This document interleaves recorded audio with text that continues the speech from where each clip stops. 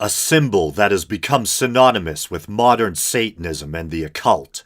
A sinister-looking anthropomorphic goat, cross-legged, gesturing, its furrowed gaze locking eyes with the viewer. There's something about the symbol that seems ancient and timeless, and although the name given to it, Baphomet, is centuries old, the image itself is relatively new and can be traced back to the 19th century.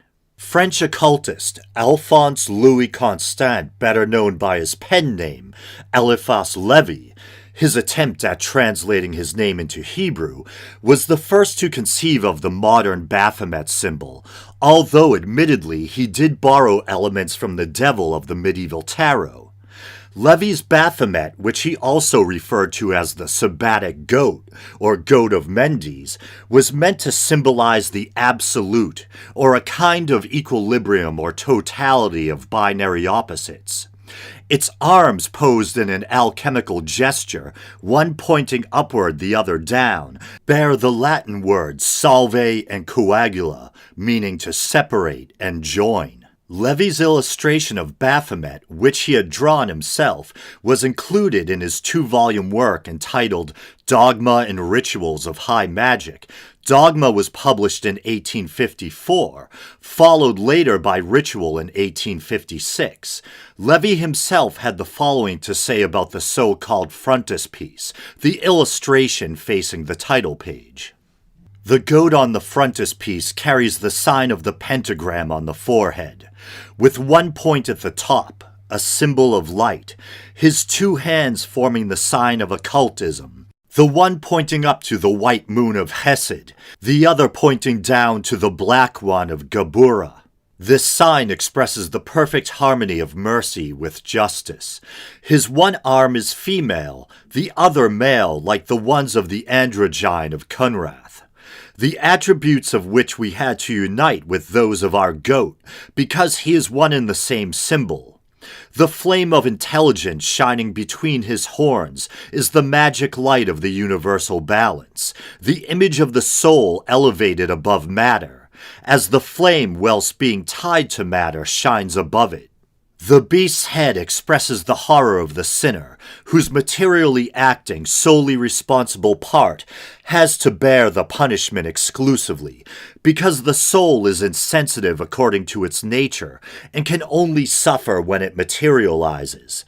The rod standing instead of genitals symbolizes eternal life, the body covered with scales, the water, the semicircle above it, the atmosphere.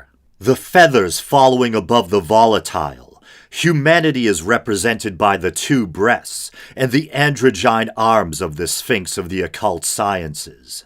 The Sabbatic goat head inside an inverted star first appeared in the 1897 work Le Clef de la Magie Noire by yet another 19th century French occultist Stanislas de Guaita. At the 5 points of the star are the Hebrew letters spelling Leviathan.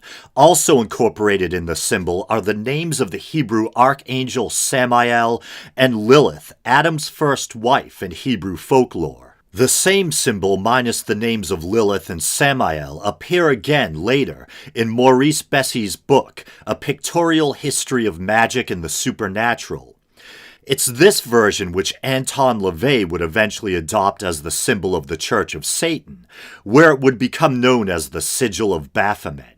Another and newer non-theistic Satanist organization, the Satanic Temple, has adopted both a stylized version of the Sigil of Baphomet as well as its own take on Eliphas Levi's cross-legged Sabbatic goat. Their 9-foot-tall, 1-ton bronze Baphomet statue has been at the center of battles concerning religious freedom and separation of church and state issues, such as attempts to have it displayed at the Oklahoma and Arkansas state capitals in response to Ten Commandment displays. As previously mentioned, Baphomet as the Sabbatic goat is a relatively new invention, only dating back to the 19th century. But the name itself is centuries older. It first appears in transcripts from the Inquisition of the Knights Templar, although possible variants such as Baphomets or Baphum do appear earlier. The Templars were a medieval order of Crusader knights, also known as the Poor Fellow Soldiers of Christ and of the Temple of Solomon. Eliphas Levi, who believed that devil worship that allegedly took place during the Middle Ages was actually a continuation of pre-existing pagan rites, actually mentions the Templars while reflecting on the devil of the tarot. Below this figure we read a frank and simple inscription, "The Devil." Yes, we confront here that phantom of all terrors, the dragon of all theogonies, the Ahriman of the Persians, the Typhon of the Egyptians, the Python of the Greeks, the old serpent of the Hebrews, the fantastic monster, the nightmare, the Croque-Mitaine, the gargoyle, the great beast of the Middle Ages, and, worse than all these, the Baphomet of the Templars, the bearded idol of the alchemist, the obscene deity of Mendes, the goat of the Sabbath. The frontispiece to this ritual reproduces the exact figure of the terrible Emperor of Night, with all his attributes and all his characters. Yes, in our profound conviction, the Grand Masters of the Order of Templars worship the Baphomet, and caused it to be worshipped by their initiates.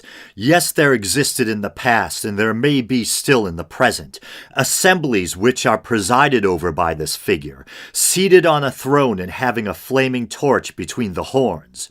But the adorers of this sign do not consider, as do we, that it is a representation of the devil,